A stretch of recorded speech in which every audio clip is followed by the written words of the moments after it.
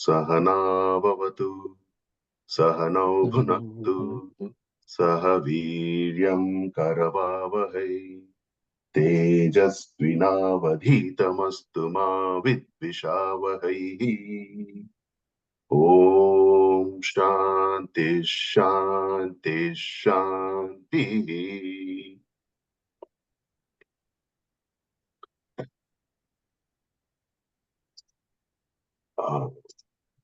Good morning, everyone. And I'm very glad to invite Dr. Jankiji today for a satsang. What I'll do is I'll do a quick introduction to Jankiji and then hand it over to her. So the connection with Jankiji is through my former colleague Sanjay, who's on this call. And Sanjay,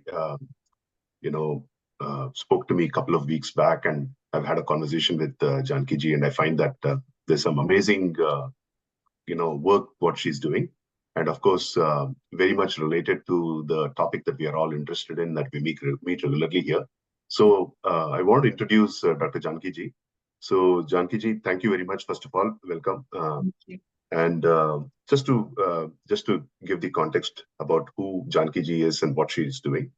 So Dr. Jankiji is an internationally acclaimed lecturer, author, management trainer, and public speaker.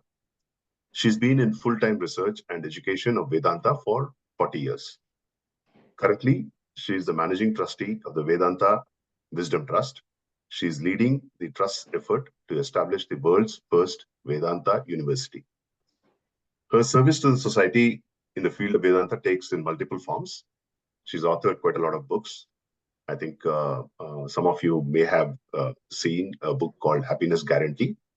And of course, she does periodic public lectures and writes in the press in India.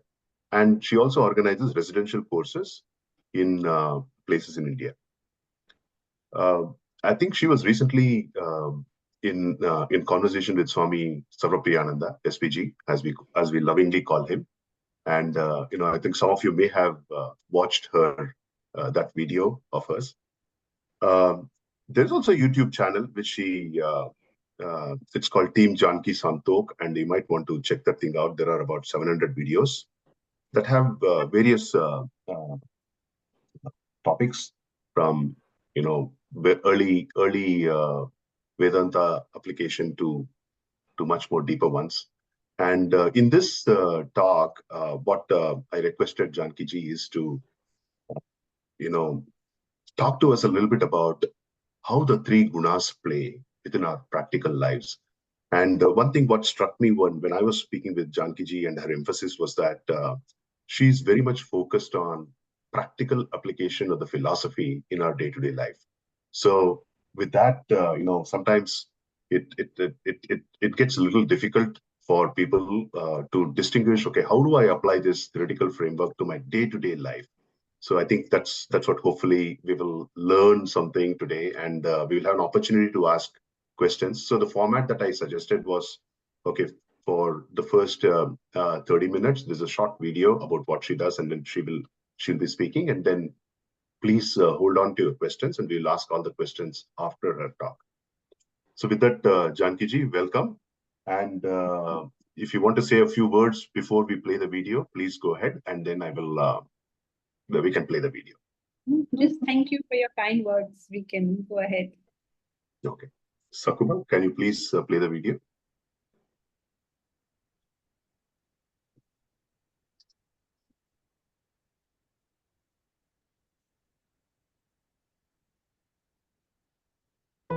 Life today poses challenges at various levels. Modern day living is threatened by anxiety, depression, failure at work, climate change, and war. But is a life of peace and harmony with fast-paced progress possible or even conceivable? The answer, a resounding yes, lies in the ancient Indian philosophy of Vedanta. This pristine knowledge of life and living, as found in texts like the Bhagavad Gita and the Upanishads, has answers to all human problems and is a pathway to the ultimate goal of human existence, God, or self-realization. The Vedanta Wisdom Trust's mission is to educate humanity on this knowledge. Towards this end, it holds weekly online classes attended by learners from all over the world. The Trust's e-learning platform offers a number of self-paced certificate courses. Offline events include outstation retreats, seminars, public lectures, and workshops. Top professionals can learn and apply Vedantic knowledge in their fields through the Trust's corporate workshop services. The Trust's upcoming project, the Vedanta Wisdom University, will be the world's first university with a curriculum based on Vedanta. Along with education that provides a means of livelihood, it aims to empower its students to become tomorrow's leaders who can think creatively and advance humankind as a whole. Spearheading the Trust and its services is Dr. Jankiji Santok, a well-known proponent of Vedanta for over 3 decades now, a sought-after teacher of the subject and an author who writes for The Speaking Tree, The Economic Times, and more. Her first book, How Do You Know What You Know, examines thinking and its effects on life. Her new book, The Happiness Guarantee, The Philosophy of Happiness, delves into the foundational principles, exposing why our pursuit often leads astray. It uncovers the role of desire and helps master the mind for lasting joy. The Vedanta Wisdom Journal is a platform dedicated to spreading the timeless teachings of Vedanta and exploring their relevance in contemporary times. The journal publishes articles biannually. You can subscribe to receive access to these articles and also contribute your own work to be considered for publication. Jankiji's social media presence continues to grow, with the YouTube channel Team Janki Santok comprising a subscriber base of thousands across continents. To learn more, please visit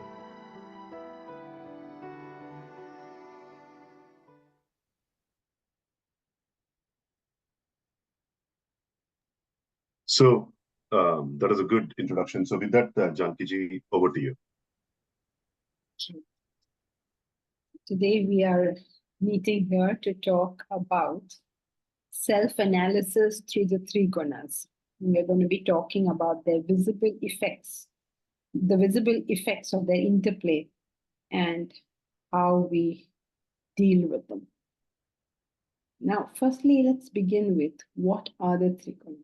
What does this thing refer to? It refers to a classification of mental temperaments. There are various classifications given. You can classify your thoughts as good and bad, as mind and intellect, which is the most common one Vedanta uses, or even mano, buddhi, chit, ahamkar. Various classifications are available to us. Atma Bodha gives 17 classifications. 17 ways you can classify these thoughts. So, many, but of them all, the concept of the 3 gunas is really one of those contributions from Vedanta, from Sankhya to world literature, because nobody else has done it this way. And the beauty of it is that it tells us what is the middle path, the right path. And it tells us what is the wrong paths, because we can go this way or that way from the middle path. And it's an incredibly useful thing for our daily life. Now, what are these things? Tamas is the lowest of them. Tamas is a state of ignorance, indolence, inertia. Ignorance means I don't know. Indolence means I don't want to do anything. And inertia means jo chal raha hai, chalne do. Whatever is going on, let that continue. So, when we live a life where we don't know, this is tamas. Are you having a problem hearing? I'd like it to be a little louder. A little louder? Yeah, I also prefer it a little louder. Can you increase your volume, your end? because I don't know what else I can do. I can bring it closer to me. Is No, I this think any? it's better now. You can. Okay. Okay, so have we heard so far, or we need Yes, yes, it's good. Yes. Good. So, tamas is the state, the lowest state.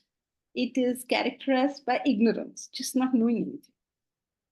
It could be ignorance of IT.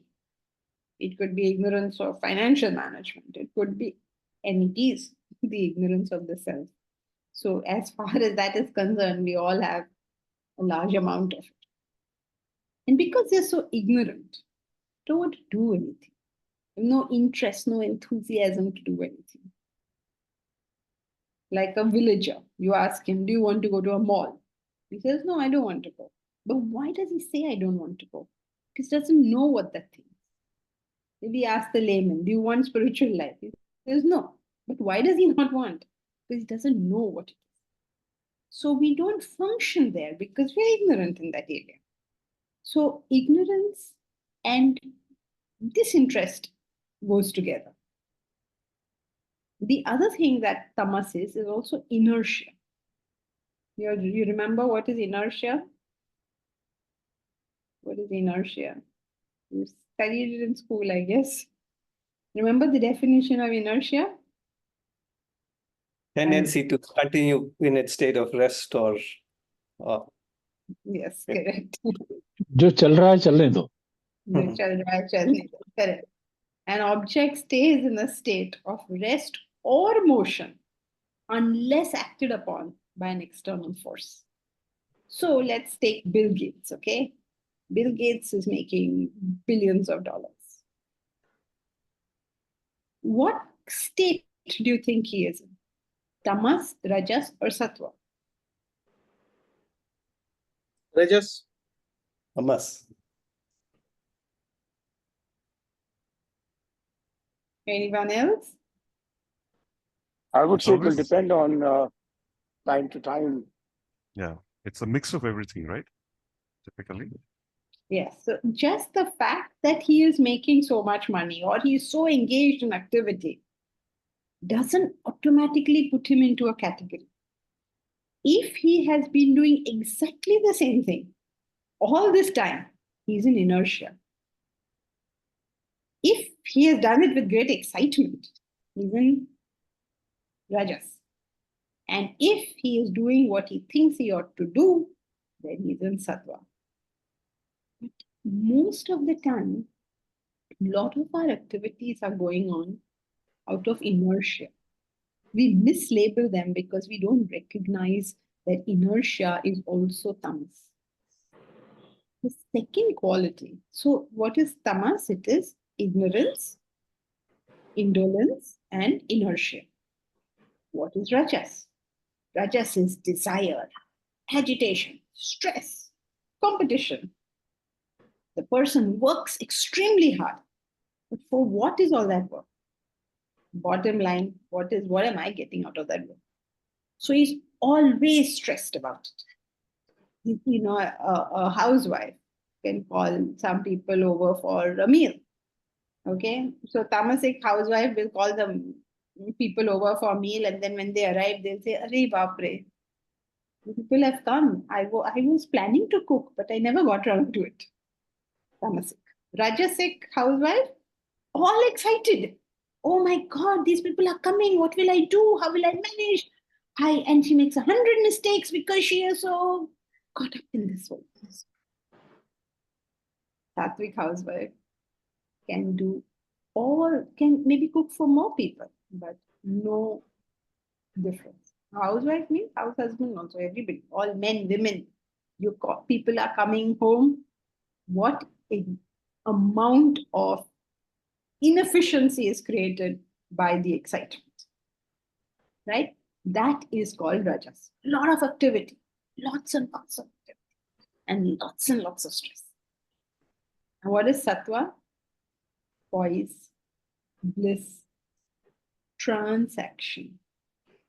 Transaction means that they're working so hard and so well that anybody looking at them feels that they're doing nothing at all.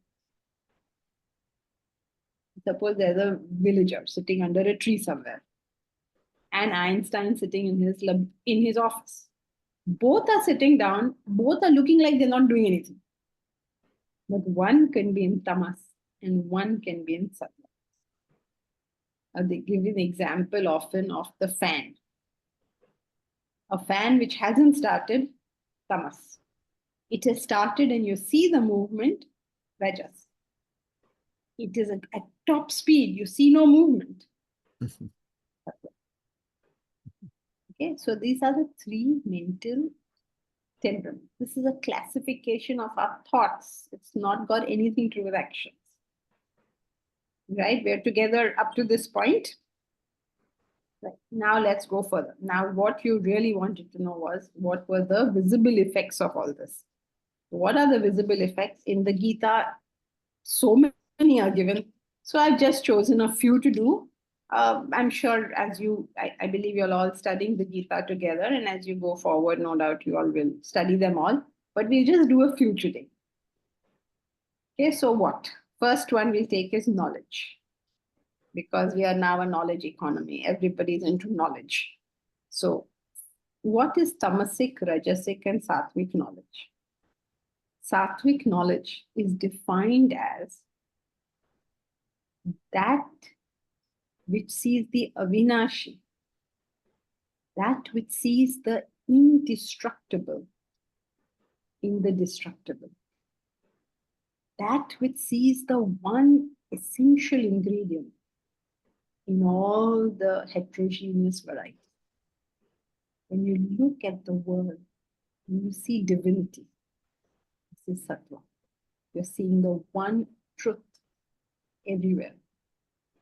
Sinner or saint, you can only see the self within. Man or woman, you only see the self within. Animal or human, you only see the self within. So in all this wide heterogeneity, in this wide variety, all that is seen is just the one reality. This is called sattvic knowledge. What is rajasic knowledge? Rajasic knowledge is when you see alag-alag, all different. You see all the different parts, the different pieces, but you don't see the oneness. And what is tamasic knowledge? You take a part of it, hang on to it, and believe it's the whole truth. So you become fanatical as a result. So only my God will save. Only Krishna is correct. Only Christ is correct. Only Muhammad is correct. You hold on to a part and cannot see the whole picture. The typical example of tamasic knowledge is the blind men and the elephant. You are familiar with that? 6 blind men went to see an elephant. And they all were blind, but they wanted to see the elephant. And one thought it was a fan, one thought it was a snake, a rope. Different. See a part and believe it to be the whole. Right? So what is sattvic knowledge? You see the whole picture. What is rajasic knowledge? You see alag-alag, different parts, but you don't see the whole picture. And tamasic is you take a part and believe it to be the whole. Okay? So, take an example of sattvic knowledge. I see Indians, Americans, Koreans, Japanese, British, all as humans. I see the one principle in the wide variety. What is rajasic knowledge? I see the Indians, Americans, Koreans, Japanese, but I don't see them as humans. Means I don't see any one unifying principle. And what is tamasic? Only Indians are humans. That's tamasic knowledge. It's like saying, like the sattvic sees the car. The rajasic sees all the parts of the car but cannot tell that this is a car. And the tamasic says the steering wheel is the car. We take a part and believe it to be the whole. What are examples of that? One good example that Mander gives in his book Clearer Thinking is, he says a man lands in Switzerland some people were working on the road and a gust of breeze blows and dust comes into his car. So he immediately turns around and says, "Oh, Switzerland is a very dirty country." This is called tamasic knowledge. You jump to a conclusion based on a very little bit of information. You've seen a part and you believed it to be the whole. And now that you've done that, you're never going to leave it. You're going to hold on to it. So when we are able to see the oneness, that's sattva. When you're able to see the divisions, that's rajas. And when you see only a part and fanatically hold on to that part, that is tamas, tamasic knowledge. Now you'll see in life what happens when you have this. If you're able to see oneness, you will have universal affection. If you're not able to see oneness, you will see competition. And if you are able to see only a part is the whole, you will believe you're a very wise person. Because you think you're seeing the whole. So if you think you're seeing the whole, you think you're a wise person, obviously. Okay, so that's how tamas, rajas, and sattva manifest at the level of knowledge.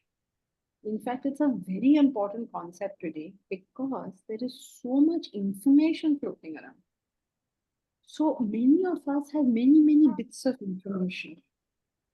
But a rare one among us is able to amalgamate that information into a whole. So as we grow in knowledge, we go away from specifics into principles. So once you have a principle, you amalgamate the whole thing. And then you don't need so much more information because you've got the basic idea. That is why in Vedanta, there's no emphasis on reading a lot or studying a lot. You have to get the main idea. Once you got the main idea, you have to see it, how it all works in all things. Once you're able to do that, you have an extremely sharp, cognitive power. Because you're able to see what the picture is. Right? Like a jigsaw. When you can put all the pieces together, you can see a picture. When you can't put the pieces together, you see all different pieces, which make no sense all put together. And tamasic will take one piece of the jigsaw puzzle and say, this is the whole picture. Okay, so knowledge. Now let's go to action. What kind of an action will a sattvic person do? This is clear, right? Knowledge we are okay with. Now, action. What kind of action will a sattvic person do? A sattvic person does what he ought to do. Just that much. No more, no less. That is the nature of sattva. He just does what he ought to do. He doesn't do it because he wants to do it. He doesn't do it because he hopes to get something from it. And he has no sense of, oh, look, I have done this. So there's no kartrutva. Right? So what are the three qualities he possesses? Number one, he does what should be done, not what he would like to do. He does what should be done, not because he has something to achieve out of it. He does it because it's the right thing to do. And thirdly, he has no doership in that action. Now, the first two is easy, right? It's like you feel like doing an action, so you do it. You feel like helping someone, so you help. Or you don't feel like helping that person, but you know that if you do help that person will help you next time, so you help. This kind of thing is rajasic behavior. That I did it because I love doing. Why do I go to work? Because I love going to work. Or why do I go to work? Because I'm going to get a great salary out of it, or I'm going to get accolades out of it, I'm going to get promotions out of it. Excuse me. I'm doing all the time. I'm caught up between these two things. I do things because I like them, or I do things because I'm going to get something. Like a student. A student may study because he enjoys that subject. Or a student may study because he wants the good marks and therefore the good job and therefore the everything else. So all the time the Rajasic people are working between these two things. And very, very strong sense of doer. Now, it's very easy for us to identify when we do something because we like it. It's also easy for us to identify that I'm doing it because I want that thing out of it. The real difficult part is to identify that I have so much kartrutva bhavana. Many, many good people fall into that trap because it's difficult to identify. So how do we identify that there is kartrutva? The easiest, simplest way of doing this is to see our reaction when somebody criticizes our work. Suppose you made a dal and somebody says, oh, what a dal you've made. It's not even got sugar, not even got salt. And then you pour the dal on that person. That shows very high kartrutva. Somebody in office comes to you and says, well, what kind of work have you done? What kind of report is this? What kind of know? And your only reaction is this person saying something correct or something false? Yes, that lacuna was there in this job, or it wasn't there in this job. There's no emotional reaction at all. So when there is an emotional reaction, it means that there is very strong kartrutva. If there's no emotional reaction, it's a very reasonable, logical reaction. Yes, you're right, or no, you're wrong.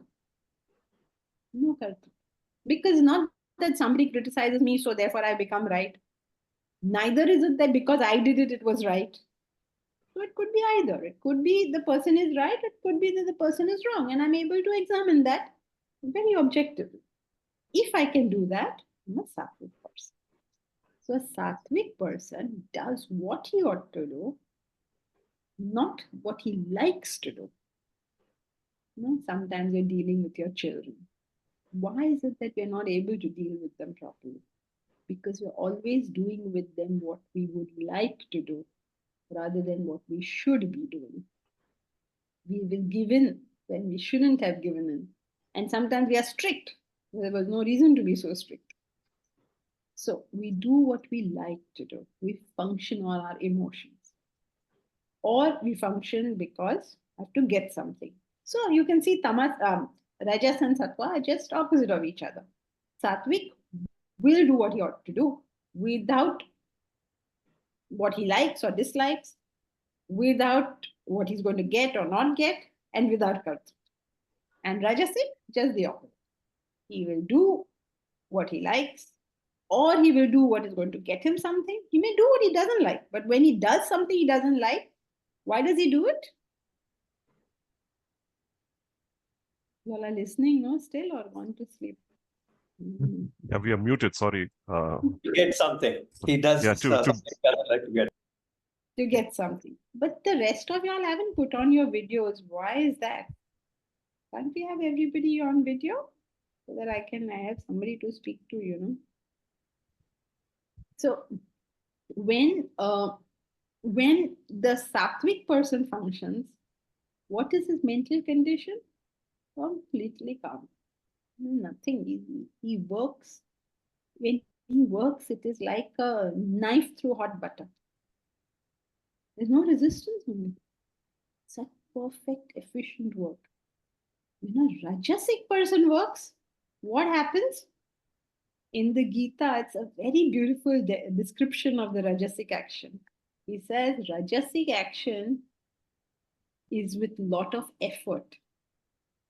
You know why there is so much effort that the Rajasic person has to put?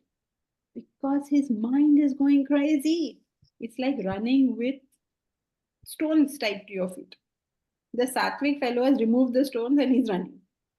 The Rajasic person is tying stones to his feet and running. So there's a lot of effort in Rajas. Just think of it, right? Suppose you are hankering for a fruit and you're doing something. Even simple thing. You go to an interview, you're hankering for the job.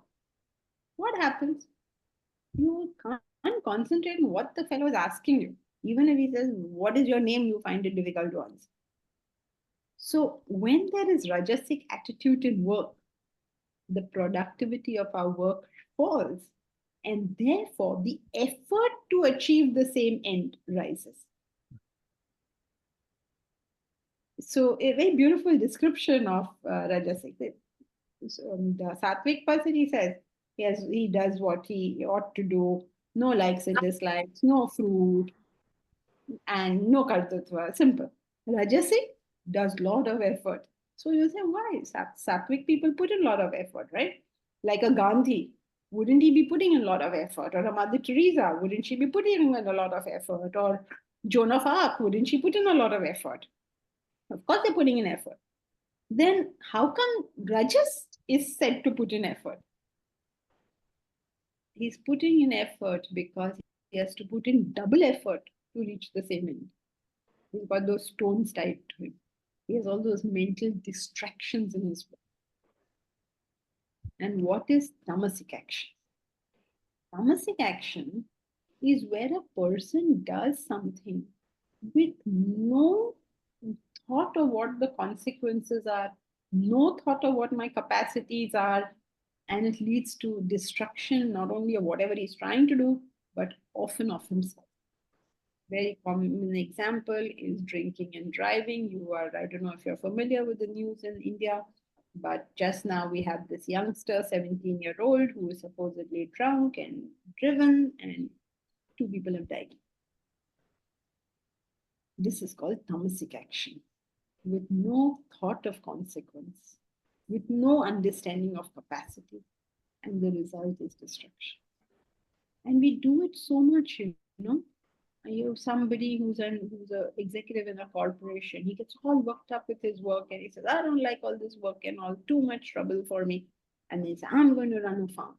So he gives up his job, he retires, he comes to India, he buys some farm and he starts doing it and becomes a pauper because he doesn't know what to do. He doesn't know how to do this. Take any random action at any random time, regardless of consequences. Right? So Sattvic actor does what he ought to do. Meaning, he doesn't do what he likes to do. He does what he ought to do. He's not concerned with the results. He has no kartrutva bhava. Rajasic, he does what he likes, or he does it for getting something, and he has tremendous kartrutva bhava, tremendous sense of doership. And tamasic fellow, he's like the Sattvic, no? He also not concerned about consequences. Sattvic is also not not concerned with consequences. Then what's the difference?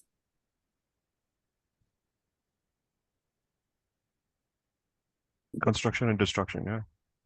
Awareness. It is not that the Sattvic person doesn't understand consequences. It is just that he is not driven by the desire to obtain something. He fully understands consequences because his intellect is sharper. He'll understand what exactly is going to happen if you do this or you do that. The tamasic, he doesn't care. He's drunk and he's taken the car, not thinking what is the likely result of this. People marry like that. I don't know if you're aware. In Vegas, people have they have churches there also. You can just go there and get married. Who did you marry? Somebody you met at the table. Oh, get married. Oh, very nice. Nice. I like this person. We gambled well together. Chalo, let us go and get married. And because Americans are very practical people, they have divorce courts also right there. So next morning when you come to your senses, you can take a divorce also. You must appreciate how practical the Americans are to organize all this properly for us. Everything we do without thought, without consequence. Our whole life, we don't even think what is the consequence. We are just going after one thing after another. What did I want in school? I wanted to get good marks. Then what did I want? I wanted college admission. Then what did I want? I want a good job. Then what did I want? I want to get married. What did I want? I want children. Then what? Then they were to get into good schools. Then what do I want? I want them to get married. Then what do I want? I want them to have children. At every stage, I have the next light shining in my eye. I do not stop to ask, what is the point and purpose of this whole affair? Right? So that way of functioning, where I do not bother of consequences, I'm just doing these random things, is tamasic action. So don't look upon tamasic action only as what other stupid people do. Very often we may fall into this category too. Okay, then let's do buddhi. How much time do we have? We'll do buddhi. Yes, please. Okay. Go ahead, Doctor. So, what is buddhi? What is the difference between the three types of buddhi? Buddhi means intellect, means discrimination. So what is the sattvic buddhi? Sattvic buddhi knows pravritti from nivritti.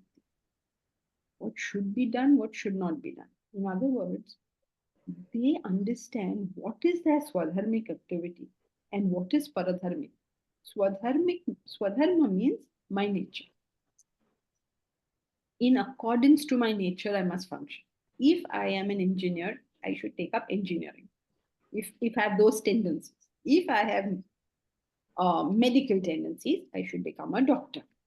If I have an artistic tendency, I should take up art. If I'm an artist and I try to be a warrior, it's not going to work. Okay? The field of activity, the sattvic person knows how to choose. Just because something is good, he doesn't set off doing it. He has the discrimination to tell what field to enter, what field not to enter. Okay, maybe there is a what, some landslide, or there's a fire somewhere. But before you jump into that fire to save somebody, you have to know, are you capable of this act? Otherwise, you are compounding the problem. Isn't it? Suppose I don't know swimming, but somebody is drowning and I jump into the water to save that person. Now a third person has to come and save two of us. So it's compounding the problem. So a sattvic person knows whether to enter or not to enter. A sattvic person knows, having entered, what is to be done and what is not to be done. His buddhi works. Buddhi means discrimination. He's able to tell what should be done, what should not be done. He's able to tell what is freedom and what is bondage. What is freedom? 9 out of 10 people will define freedom as my capacity to do what I want to do. The sattvic person understands that as bondage. The more we do what we want to do, the more we get bound by our own mind. And then when we want out, can't get it because it's trapped in. So what is freedom? Freedom is got out of discipline. Freedom is got out of self-control. The sattvic people are able to understand this. Their discrimination function. The kids will say, leave me free, I'll do whatever I want. Not that we should not leave them free, but our tendency, every human's tendency, is to believe that I should do whatever I want. Freedom means I have the capacity to do what is right.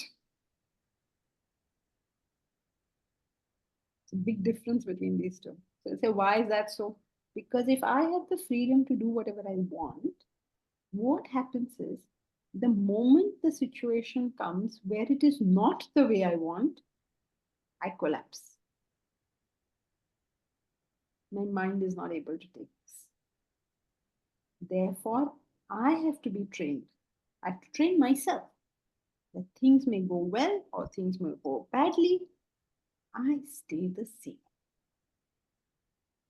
So what is bondage? What is liberation? Bondage is the freedom to do what you want. What is freedom? The sense to do what is right. He says he understands pravritti and nivritti, what should be done, what should not be done, which area to enter, which area not to enter, which action to do, which action not to do. What is freedom, what is bondage? The Rajasic fellow, poor fellow, is totally confused about these things. Everything he'll get confused. What to do, what not to do, he can't tell.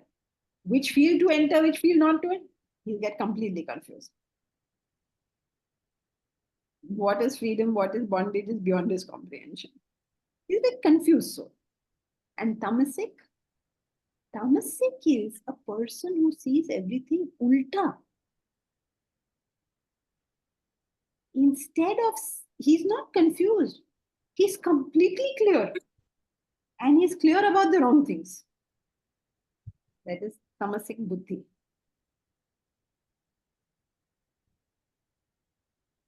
Now let's do happiness. Happiness is very good. Last one, we'll do happiness.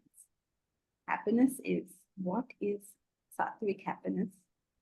Sattvic happiness is defined, it is spoken of as it is poison in the beginning and nectar in the end. Like when you try to study Vedanta in the beginning and it's a struggle, it's poison in the beginning, but becomes nectarine. If you try to exercise, poison in the beginning, nectarine in the end. If you try to eat the right food, poison in the beginning, nectarine in the end. If you try to control your mind, very difficult in the beginning, nectarine in the end. What is Rajasic pleasure? It is pleasure in the beginning and poison in the end. Such as students, they'll fool around in the canteen all year, then they fail their exams. Such as you just fall in love with somebody and get married immediately and then suffer the consequences. Such as going to the mall, buying the latest gadget, and then finding, oh my God, how am I going to pay for this? So Rajasic happiness is pleasure in the beginning and poison in the end. And what is tamasic happiness? No happiness at all. It is the kind of happiness you have when on a Sunday morning, you don't get out of bed. You want breakfast in bed. You want to just stay in bed, scrolling on your phone or scrolling on the television. There's no real pleasure there, but it's just the pleasure of avoiding everything. So it's neither pleasure in the beginning nor pleasure in the end. It's just the sluggishness of the mind. Okay? So this is the type of happiness at the three levels. Now, one very important offshoot of this, which we don't really have time to do, but maybe you would like to listen to the YouTube channel on it. I mean, or the talk on the YouTube channel is how these three gunas put together make up this most hated caste system of ours. A Brahmin is a person who's 80% sattva. A Kshatriya is a person who's 80% rajas. When tamas and rajas sort of become sort of equal, such a person is called a Vaishya. And when it's 80% tamas, such a person is called a Shudra. In India, unfortunately, this is written in the Gita. I'm not making this up. This is written in the Gita. Unfortunately, we converted this into you're a caste because of your birth. Somehow this transition took place. But if you read the Gita itself, it will say Swabhavajam. Swabhavajam means born out of your Swabhava. He's just spoken about. He speaks about all this and then talks about the caste system. So, it doesn't matter. Like Ambedkar, for instance, he was a thinker. So he's Brahminical, even though he's born in the so-called lower community. So it's an important part of gunas, and we don't have time to really delve into it. So you might want to watch that. If you want to study a little bit more of what we have spoken, of course, the Gita has it, but even the How Do You Know What You Know book covers it. So these are some resources in case you want to go a little further in these stuff. Okay, so that is it for me for now. If you have questions, I'm happy to take them. Thank you so much, Jankiji. That was a wonderful talk. Thank you so much. So with that, what I'm going to do is I'm going to open up for Q&A. And I'll first, what I'll do is I'll remove the spotlight so I can see everybody on the screen. And then please, if you don't mind, please raise your digital hands so we can go in the order. Hopefully I will find out who's raised first. And in that order, I can ask you to unmute yourself and ask the question. And when you ask a question, please also put on your video so that I can speak to you directly. Okay, I've got only one hand raised. Manojji, go ahead. All right. Thanks for such a beautiful talk. It's very nice. I really appreciate if you give an example of tamasic buddhi where you said it's on ulta. You just said it is ulta, but a lot of things you gave a little example, but this will be nice to understood if you give an example of tamasic buddhi, do they start thinking the other way around? If they know it is the other way around, then why are they thinking it's ulta? Yeah, they don't think like that. That is why ulta. What happens is like a son comes home and says, that man said this to me, and the father says to him, "Oh, you should have just punched his face, or you should have just given it back to him." But what happened? Nothing. I mean, they see the wrong thing as the right thing, and there's nothing. Like they'll tell you, "Oh, you're not drinking. Oh, you are." There is one person. He told me his friend told him, "तुम non-veg नहीं खाते, drink नहीं लेते, तो why are you alive? If you're not eating meat, you're not going to drink. Then what is there in your life? Why are you bothering to live?" This is typical tamas, ulta. Like the Rajas fellow will say, "I don't know whether it's correct or it's wrong. Should we not?" He's confused. His buddhi is confused. But the tamasic is very sure. Everything you will see ulta. Like that, anything where you're absolutely seeing the opposite of what is true. Thank you. Like even a sattvic person knows when to forgive and not to forgive. A rajasic person gets confused. Should I forgive or should I not forgive? And tamasic person will go for revenge. And he'll think that's the right thing.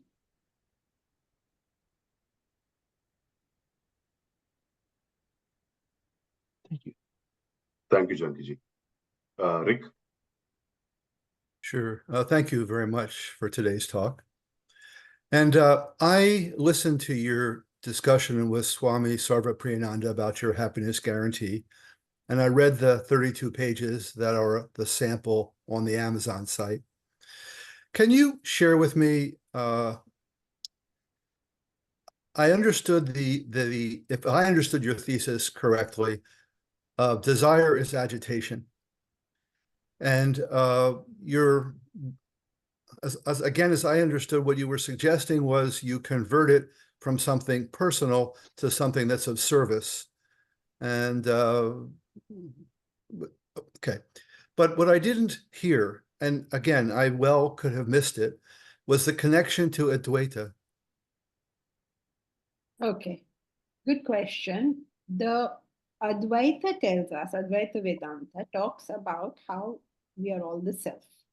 There is one truth and everything, Brahma Satya Jagat Mithya, right? You're familiar with all of this, right? Yeah. Yes. So Advaita Yes. philosophy is saying that there is only one self, we are the self, everything else is false, right?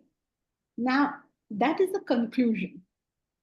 How do we reach there? Or why do we not know this? If I am the self, if that is my nature, if that is my original nature, why do I not know it? I do not know it because I am coated with ignorance, avidya, vasanas. I mean, they're all synonymous terms. These vasanas manifest in me as desires. So the barrier to me understanding myself are desires. Human minus desires is equal to God. God plus desires is equal to the human. So the whole sadhana is nothing but dealing with these desires. We cannot wish our desires away. When you have them, you have them. You cannot pretend you don't have them, because you can pretend all you like, they're still sitting there. So we have to learn to deal with them. How do we deal with them is the whole process of the sadhana. All the various things they tell us are learning to deal with these desires. So in principle, all the sadhana, across religions, okay, anybody giving you any sadhana is basically just one thing. You are substituting a lower desire with a higher. And you keep on repeating this process until you have only one desire, which is of self-realization. And once you've come there, you sit in the state of meditation to remove that last desire. What remains is the self.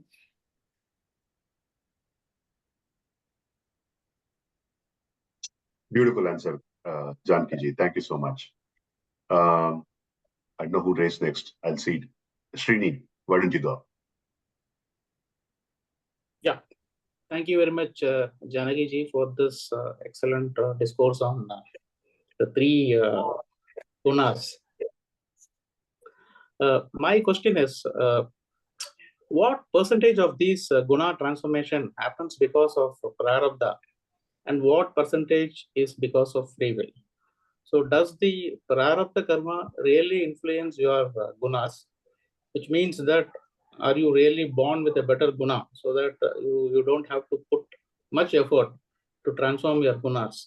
Or is it totally on your free will to change your gunas from tamas to rajas to sattva? So in the Bhagavad Gita, we have seen Arjuna is first in the tamasic state. He is in a state of delusion, and he makes the dharma as adharma and adharma as dharma. He tries to confuse himself. Then slowly he transformed to the rajas, where he is confused what is dharma and adharma. And finally he comes to sattva and understands that it is beyond my comprehension, and then he attains a sarnagati, and he falls at the feet of Krishna to tell, please teach me the real nature of how I have to take the course of my action. So this happens very fast in the Bhagavad Gita for Arjuna. It happens in the first two chapters itself. But in one's life, how does this happen? I mean, have you seen some examples of people transforming fast, or people taking years to transform? So what exactly is the proportion of your prarabdha karma and your free will is my question. Thank you. So it's a bit of a complex question, so it's going to take some time to understand. Let us just understand what are all these terminologies first. What is prarabdha? Prarabdha translated into English becomes the word destiny. Okay, so what is your destiny? Destiny is the sum total of what you have done in the past. Whatever you have done in the past becomes today, this moment. This moment that you are here is your destiny. Right? So all the past put together till this moment is your destiny. Meaning, whatever you did, you get the fruit of. In this moment, you have a free will. What is free will? Means you have a choice. You have a choice that you can either go with whatever you've been doing in the past, or that you can do something else. So your destiny and your free will or choice are simultaneously functioning in every human being. The past is always with us. What we have done, we have done. Now, bhukat lo jo kiya hai. So whatever you've done, you've done. Plus, you also have the choice. If you go with whatever you are going with the past, then this is your vasanas functioning. But when you make a conscious choice, either to go with it or to go against it, this is your free will. So all transformation is because of free will. There is no transformation within vasanas. All transformation is free will. Because vasanas is nothing but the continuance of the past. Whatever you did, you got back, and now that is continuing until you choose to either accelerate it, which is a change, or de-accelerate it, which is another form of change. So all transformation is free will. Now you will see some people change without their so-called doing anything. Now, this can result like titration. You are familiar with titration? Yes. Because you put in that thing, you put drop after drop after drop, nothing is happening. And then once after your 50th drop, suddenly the whole thing changes. So it appears that that 50th drop changed everything and that 49 didn't. So you say, oh my God, look how quickly it changed. No, no, this was just the 50th drop. Everybody will have to do the same thing. But when the 50th drop will come for different people, it will be different. Understood. Thank you. Understood. Excellent. Thank you. Beautiful. Excellent. Thank you so much. I like the way how you emphasize the value of free will. Thank you. Yeah. Uday. Yeah. One second. Manojji, do you have a follow-up question to that, or Actually, I have a follow-up, so I thought, but I didn't want to really I saw you keep raise on. the hand when he was asking the question. That's why I asked you. Okay, go ahead. Yes. Manojji, Uday, we'll wait for you. Yeah, I will. This is follow-up in the sense this is not exactly a question. I just wanted to share something that I learned from my guru exactly on this same topic, like prarabdha or free will. So he explains this with a beautiful metaphor, which I thought I will share it for the entire group. So he says, prarabdha or metaphor can be viewed as if you are rowing a boat, you are on a stream, and the stream has its own propelling power. Like the stream could be very fast or stream could be slow, but you are trying to row the boat. There are two ways of doing this thing. If you completely say, hey, I'm not doing anything, I'll just go by where the stream is taking me, that means you are completely ruined by prarabdha. But if you say, no, I really want to go to the other side, let me try to row the boat, I'll go to the other side, and the prarabdha will try to push you down the stream. That means you are basically trying to take some amount of, a resultant vector addition of, stream's velocity and your effort, and it's a joint thing. It is never alone, whether you're free will or prarabdha. It's always working. Both of them are all the time. So this prarabdha versus free will is like that. Either you do it. If you don't do it, the stream will take care of you. If you do it, the stream will still be there, but it will be resultant action. How things will do. So this is just something that I wanted to share. Prarabdha versus free will. Hari Om. Thank you. Thank you. Over to you, Uday. Thank you, Manoj. Ma'am, thank you so much for spending time with us, for your wonderful talk. I happened to listen to one of your YouTube videos on meditation, and I thought I'll take this opportunity to get some additional, wisdom from you on meditation, ma'am. I think you said something like meditation is focusing your intellect to concentrate on a single thought, right? There was a meditation technique that I came across, which was to observe the different thoughts that come into your mind, right? Observe and don't hang on to the thought.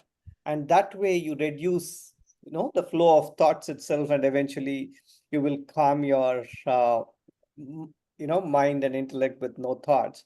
I just wanted to get your, feedback on if that is a valid meditation technique, and also hear from you general tips on how to be successful in meditation, ma'am.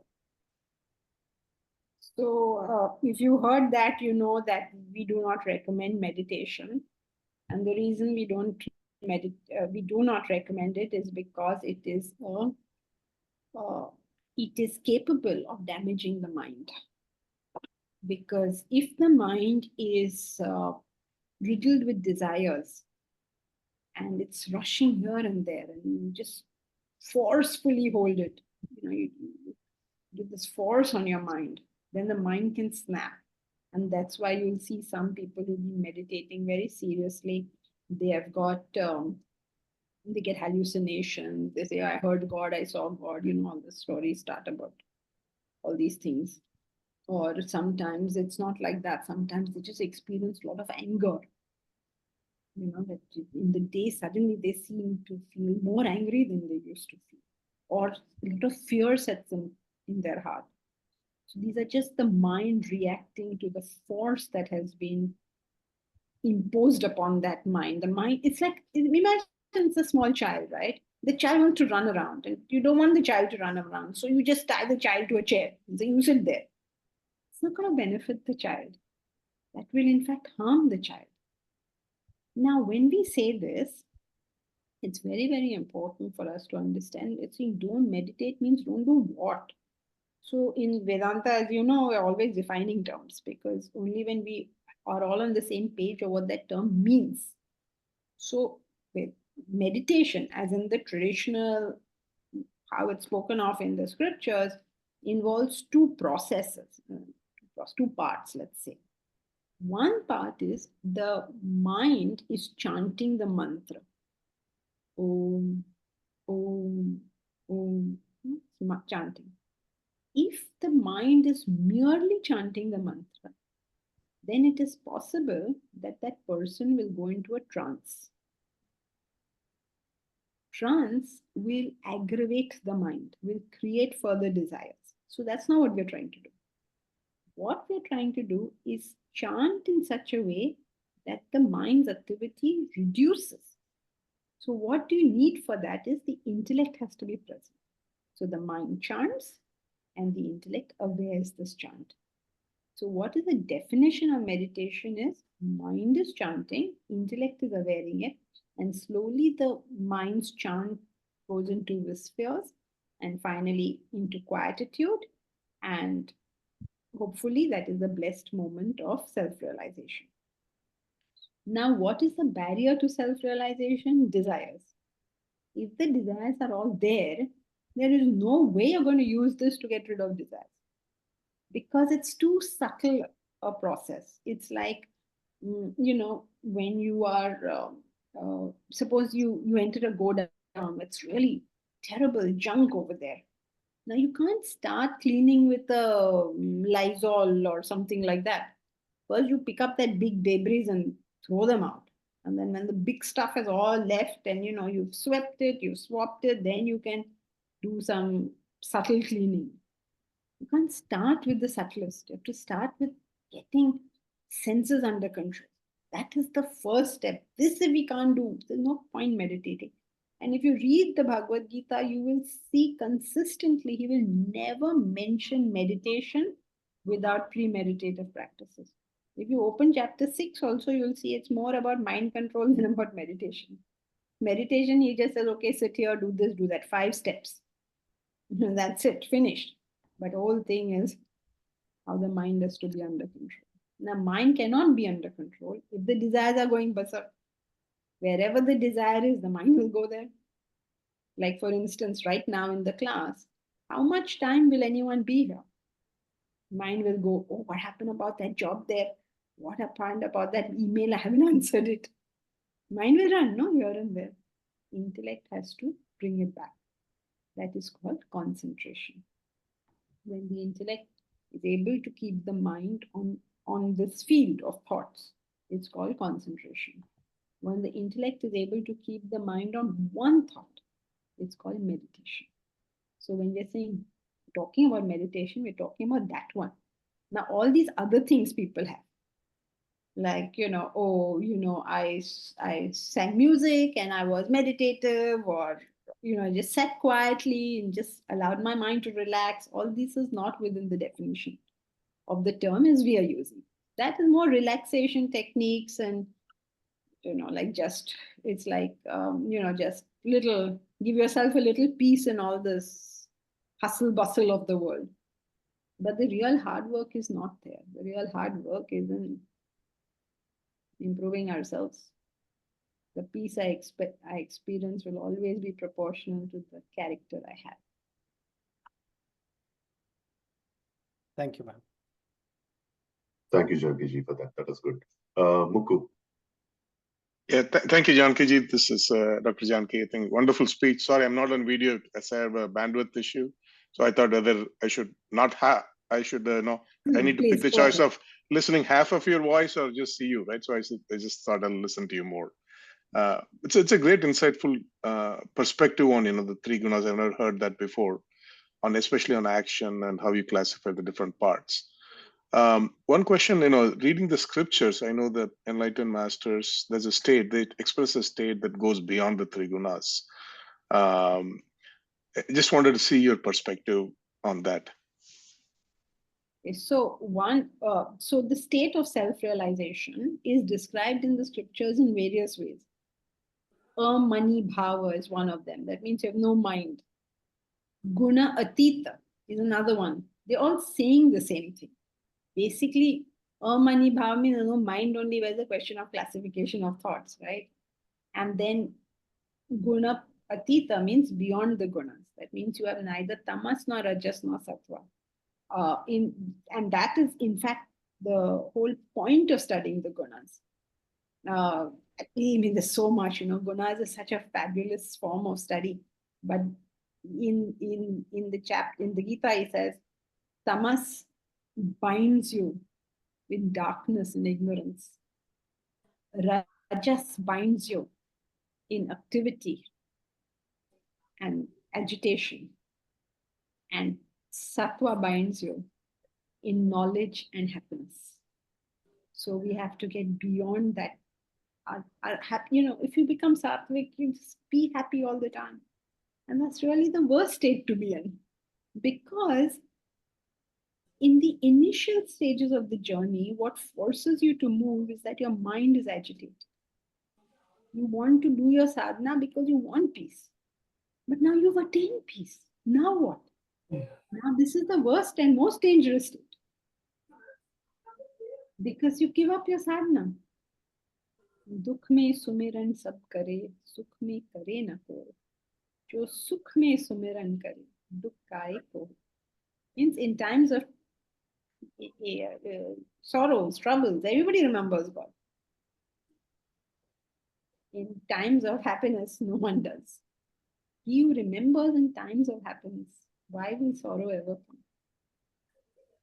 So, what happens is, we are not to become people of great character. We are not to become people of great pure minds. We are not to become people of very sharp intellect. We have to become people who have reached divinity. So we have to go guna atita, not settle down in being a good person and being very clear thinker and very pure thoughts and perfect action. This is not our goal. This is the path we are going to travel to reach the ultimate goal, which is beyond all of this. Thank you, Dr. Jankiji. It's very insightful. Thank you. So, Jankiji, next is I've raised my hand on behalf of Kishore.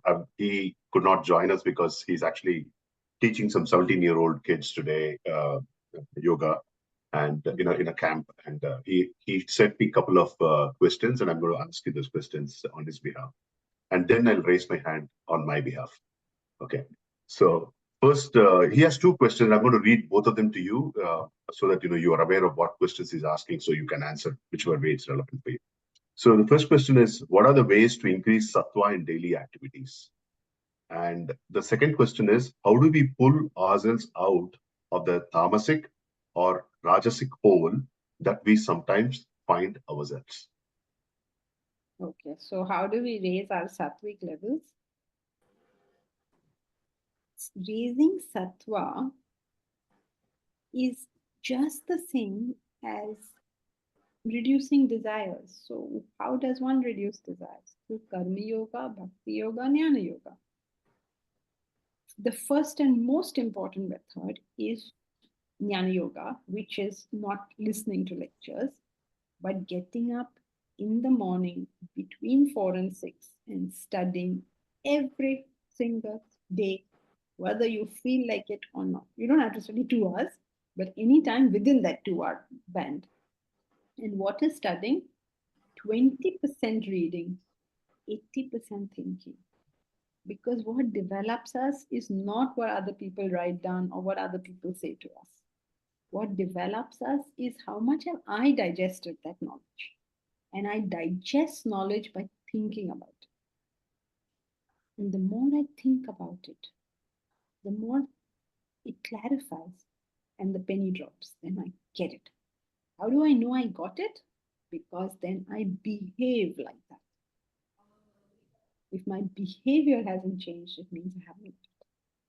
Because it's a simple thing, right? If I give you a rasmalai, but you know that rasmalai has got cyanide in it, are you going to eat it? You understood what that cyanide is doing. You will keep away. But if you say, no, I feel like having a bite, that means you've not understood cyanide. Right? So if you understood, means you do. If you've not understood, if you don't do, it means you haven't understood. So how do we understand? Reflection. How do we reflect? We do it in a disciplined manner every morning. And then in the day also, the thoughts will obviously come to you if you've done it in the morning. And with your work, with whatever your behavior is, the thought and the behavior put together will what should I say, expose the knowledge. Right? So that's your Jnana Yoga. Bhakti Yoga are the bhajans, devotion, everything you do to elevate the mind, because the mind must be inspired by this. If you don't allow that to happen, everything else is going to go for a full toss. So there has to be Bhakti Yoga. And then Karma Yoga, which means your service. What is the service you're doing? And service doesn't have to be Sunday ke Sunday. Service is an attitude we have in our life. That whenever I meet anyone, I meet them with the attitude of what service can I do? What can I do for you? Aprevu, pele aap. I meet everybody at all times with that. So as I keep doing these three things, where do I start? I start with my studies, because my intellect has to. You wouldn't be here if your intellect was not predominant, because over here no nakra is going on. So obviously it means intellect is predominant, because only question, answer, talk, nothing else is happening. Analysis, only this kind of thing happens here. So unless you are that type of person, you wouldn't be in Vedanta studies. So lead with the intellect, lead with understanding the whole thing. And then let the actions follow through with that understanding. So that's how sattva increases. Sattva is nothing but spiritual growth. It's not something you independently get. As you grow spiritually, sattva rises. Now the second question is, how do I get out of tamas and rajas? Well, that's an incomplete question, because we have to know how to get out of tamas, how to get out of rajas, and how to get out of sattva. So I'm not allowed to edit people's questions, but I would like to add this as well. So how do you get out of tamas? You get out of tamas by putting rajas. What is tamas? That there's indolence, laziness. So what do? You motivate yourself. Like the Americans are very good at converting tamas to rajas. You're not doing something, they'll say, you must do something. And then you get the American dream, and you'll have a house, and you'll have a car, and you'll have children, and you'll have honey, and you have money, and you have all this stuff. And so people get up and say, yes, let's go. So you see New York or anywhere, tap, tap, tap, they'll all be walking in the streets. They're all going somewhere. Tamas is being converted to rajas. Once you've converted the tamas to rajas, if you continue in rajas, you collapse. Because what is motivating that person to work is this I'm going to get, that I'm going to do. Such a person collapses. That is why universally you find people who are in that kind of work, they require weekends, they require vacations, because they can't continue. The stress is too much. But have you heard of Mahatma Gandhi taking a vacation? Have you heard of Vivekananda taking a vacation? How do these people work all the time? They're working all the time. No weekends, no vacations, no holidays. Because that work is not causing stress. We are for Sanjay was saying we should do these corporate training programs, and almost universally they ask for how to deal with stress. Why are they asking how to deal with stress? That's the most common thing they deal with. So what are you going to say? The only way to move tamas to rajas is to stress the person out. Second step is to move rajas to sattva. Now that's a little more difficult, because now this person has to work for a vision, for a higher goal, for a higher cause. Okay, so once he has the sattvic vision, that means he's working for a cause in life. He's moved from rajas to sattva. Now, once he starts working for a cause, the problem is he's going to be very happy, very contented, very efficient. Everything he does is going to touch, he's going to touch and turn to gold, and he's going to settle down. So he has to remember that this is not my home. This is a bridge. Now I have to move from this higher goal to still higher goals to still higher goals until I come to the highest goal, which is self-realization. And in the attempt to reach that and reaching that, I conquer sattva.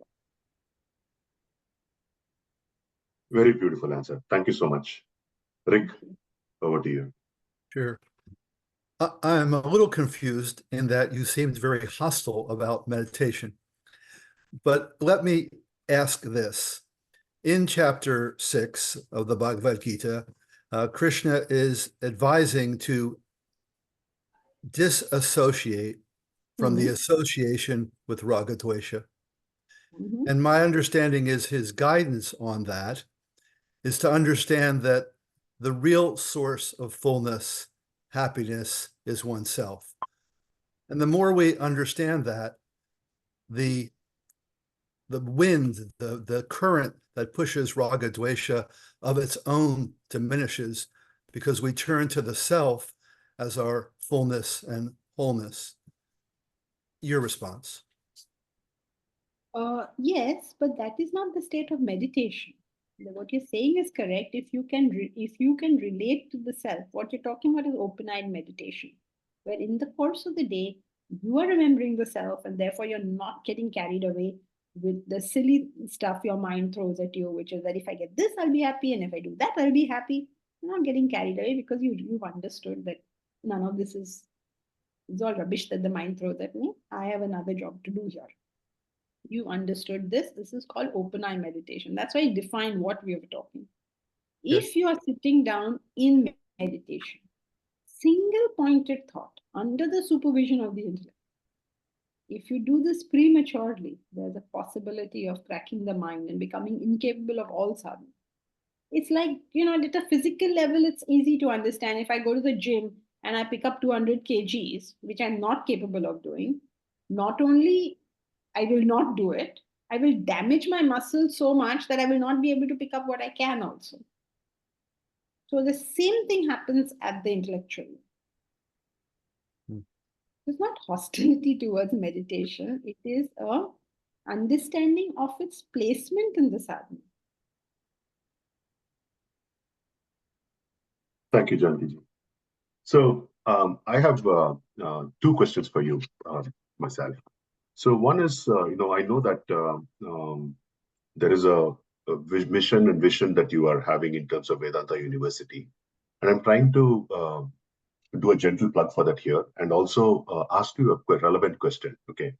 The question is, I would think that the people in my age group here, about 55, that age group, we are the sandwich generation, and we are probably the set of individuals who are all over the world. Okay. And now this is a time in our life where we are trying to really, we've not understood the quote unquote the framework or the wisdom of the Vedanta in that we should have done maybe 20 years back or whatever. Now suddenly what's happening is that it's propagating to the next generation, because the next generation is repeating what we are going to do. So in this scenario, and this is a global scenario, I would think. So in this scenario, what is your what's your vision? How are you? What's your vision of Vedanta University? Where would it start to help people in our generation or our children's generation to understand the framework and start applying it much earlier in their lives? Okay, so it's a pretty big thing. I mean, every one of us looking at this world today can see that it is, let's say, less than perfect. We have wars, we have ecological damage, we have lifestyle ailments, we have crime, we have mental health issues that have gone out of control. I mean, people just go on the streets and start killing other people. We have so many issues. And not to talk of the traditional issues like orphans and old age issues and old age homes and all this. There's a bunch of them, and we seem to be adding to them all the time. So what can we do? Can we do anything? The only thing that will give us some long-term relief from this is to identify where is the cause of all these problems.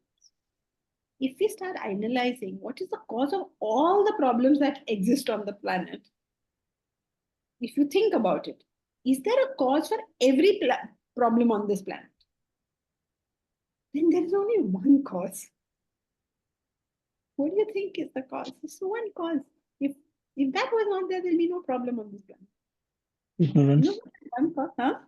Ignorance. Sorry? Ignorance. Ignorance, avidya. Okay, you can say that. Or, more practically, it's not incorrect what you're saying. But if you look at it, the one cause of all the problems is the human being. The human being is so messed up that he manages to mess up everything around him and everything within him. And if we can get this human being to come out right, we won't have any problem. It will be Ram Rajya. So how do we do this? As far as I know, there is one cure for the human being, and it's called Vedanta. As far as I know. Maybe there are others. I do not know. I know this one. So we need to get it so that everybody has access to this. How do we get everybody to have access to it? We should put it in schools, in colleges, and also educational institutions, because now we're pretty good in getting our kids educated. We have taught them reading, we've taught them writing, we've taught them arithmetic. All the R's we have covered, except one R, right living. And if we were to add that one last R to it, we'll create a heaven on earth over there. What amazing potential human beings have. What amazing things we do. I mean, the fact that we're talking to each other now across the world, across time zones, amazing. And yet this same thing who's capable of doing these amazing things is capable of wrecking the whole place. So we have to teach the human being to continue to do the amazing things and try not to wreck everything else. So that's what the university tries to do. It tries to get on the academic platform, because the only way to get on an academic platform is to have a university, which will give degrees in this. Then people who study there can go out and do whatever, put it in other schools and colleges and all that sort of stuff. And not only that, the people who study there can go out and live their life so well that other people are benefited by the fact of their presence over there. Like, Krishna is there somewhere, everybody's going to benefit out of it. So, I mean, I can go on for hours on this thing because I have a lot to say. But I think that's the short answer. Just trying to get the human beings come on track.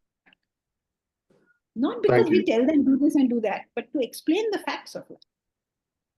Thank you, Jankiji. Thank you so much. And I think, the reason why I asked that question is I think it's important for us to understand if, maybe there are fellow satsangis in this group who may resonate with your idea and they may want to reach out to you. That's why I asked that question, to make sure that, people have a way of reaching out to you on that. We have just 4 more minutes, and I think I have 2 hands raised. Why don't we go with you, Manoj, and then with Sanjay? Okay. Beautiful. Feel like, if you can extend it a little bit beyond that 4 minutes, it will be useful also. But without wasting time, let me ask my question. This question has nothing to do with today's topic, though. But since you are such a learned person, so I thought this question always haunts me in my mind, which is about our children, coming to US, staying here. There is a lot of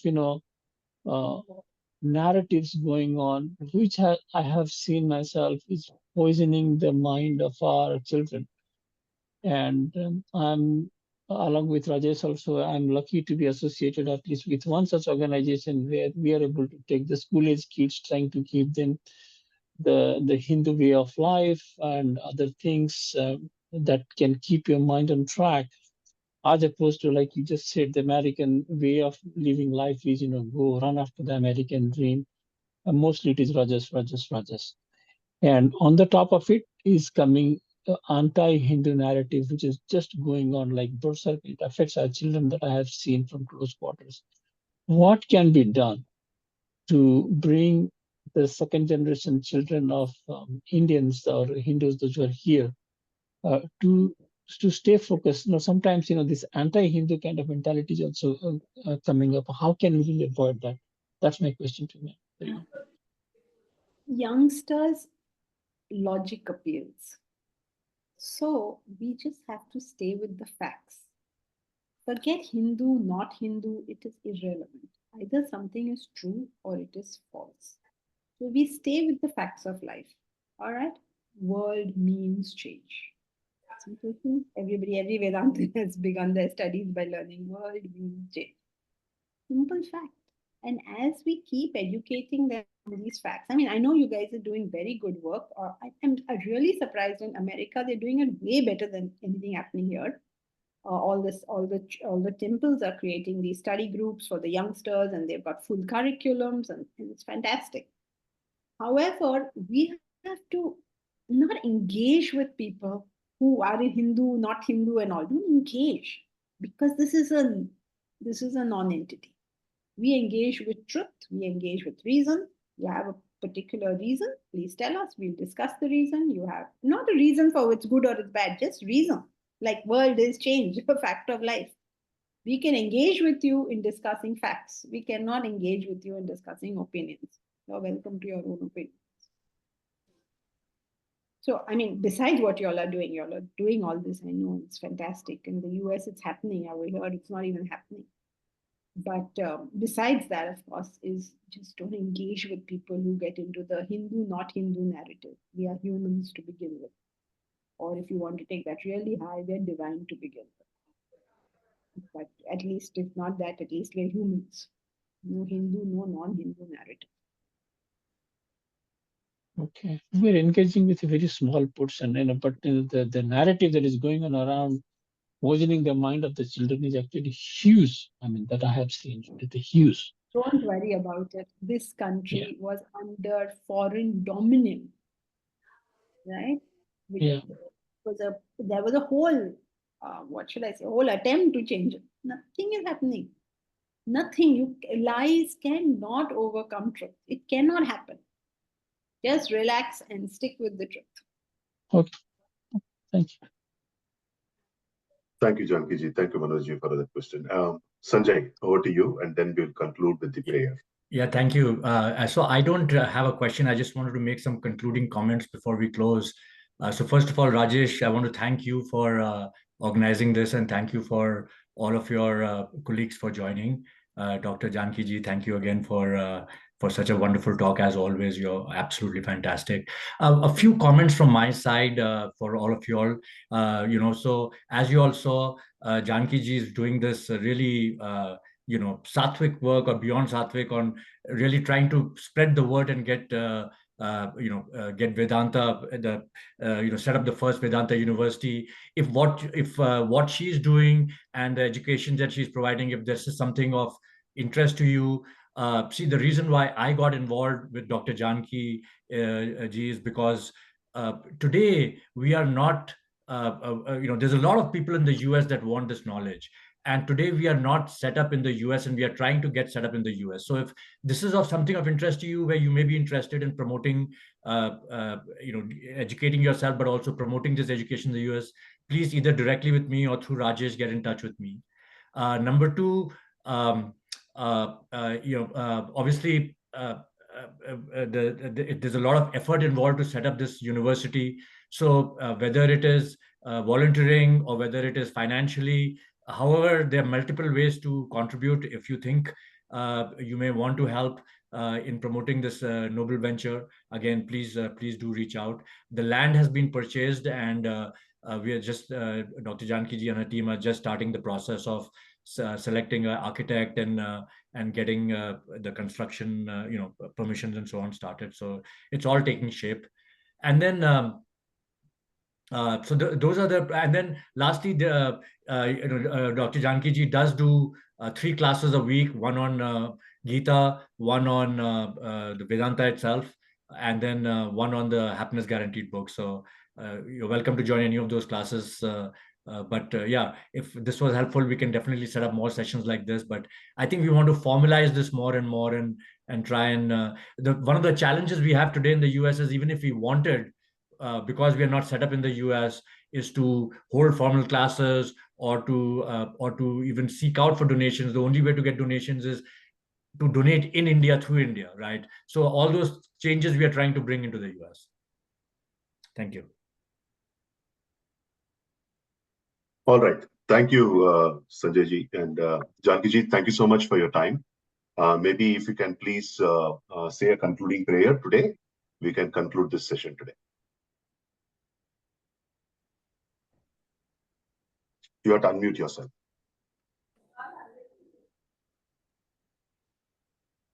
You will say the prayer? Please, you can say any prayer.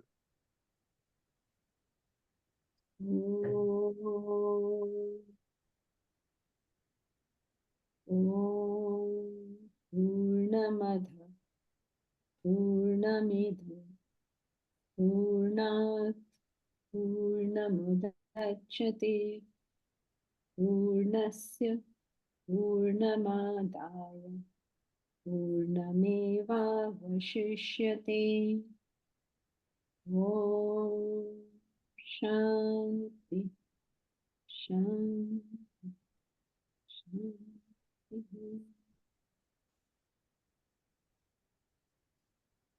Thank you so much, Janki ji, and thank you everyone for this session. It will be posted on our YouTube channel maybe in a couple of days. Thank you, everyone. Thank you. Thank you for all your kind words. Everybody was very kind. Thank you. Thank you. Bye-bye. Thank you. Hari.